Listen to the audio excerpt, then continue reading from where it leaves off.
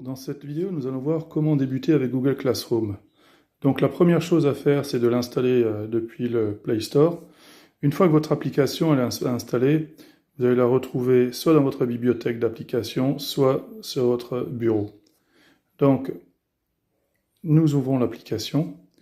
Ensuite la première chose à faire c'est de vérifier que vous êtes connecté avec le bon compte sur votre application. Alors pour cela, eh bien, vous allez en haut à droite sur votre avatar et vous allez pouvoir ici ajouter différents comptes. Donc là je vais changer de compte pour basculer sur un autre compte. Alors le deuxième intérêt d'ajouter plusieurs comptes, ça permet aussi par exemple de partager le smartphone ou la tablette avec plusieurs élèves et chacun ajoute son compte.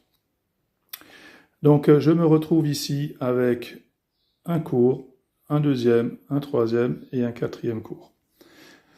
Si je veux rajouter un cours, eh bien, il suffit d'aller sur le plus qui se trouve en bas à droite. Et là, je vais pouvoir soit créer un cours pour être le professeur, soit rejoindre un cours lorsque le professeur m'a donné un code ou un lien d'activation. Donc dans mon cas, là maintenant, je vais aller dans un cours et pour naviguer dans un cours, eh bien, il faut regarder le menu qui se trouve en bas. Vous avez trois entrées. Le flux, qui est donc la page d'accueil, où vous allez trouver tous les échanges entre les élèves et l'enseignant. Donc, si je veux écrire quelque chose dans le flux, eh bien, je vais sélectionner. Donc là, je vais rajouter un texte. Donc, je peux aussi ajouter une ressource avant de l'envoyer. Donc, j'ai différents types de ressources que je peux accrocher. J'ai un document depuis le Drive, un lien vers un site web, un fichier qui se trouve sur mon smartphone. Je peux utiliser la caméra et l'appareil photo du smartphone. Et je peux aussi créer un PDF qui est en fait une page blanche. Donc, si vous n'avez rien à ajouter, eh bien, il suffit ensuite de cliquer sur le petit avion pour publier votre intervention. Donc, je le répète, ce que vous avez ici est lisible par toutes les personnes inscrites dans le flux. Et les personnes peuvent vous répondre en écrivant, par exemple, à cet endroit-là. Si vous n'êtes pas satisfait de votre publication, eh bien, vous pouvez aller sur le menu bonhomme de neige et supprimer votre post. Deuxième menu, c'est le menu le plus intéressant, c'est là où sont rangés les devoirs et les travaux.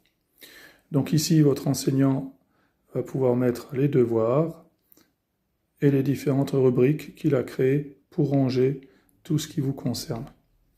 Après, il suffit d'aller sur le devoir et de lire toute la consigne, les documents qui sont accrochés au devoir. Et une fois que vous avez l'intention de répondre, eh bien, il suffit d'aller sur le menu ici, qui va sortir et vous allez pouvoir répondre.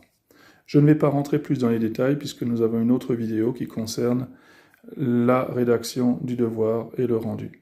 Donc, pour revenir à mon menu, à mon flux, eh bien, il suffit de cliquer sur la flèche retour. Et là, j'ai le dernier menu qui concerne les participants, c'est-à-dire les personnes qui sont inscrites. Alors, vous ne pouvez pas communiquer directement avec les participants de la classe.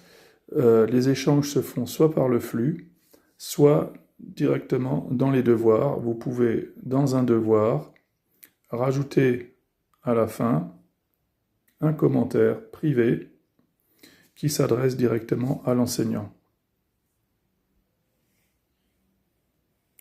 Donc, Nous venons de voir rapidement comment démarrer avec Google Classroom sur un smartphone. Merci de votre attention et à bientôt.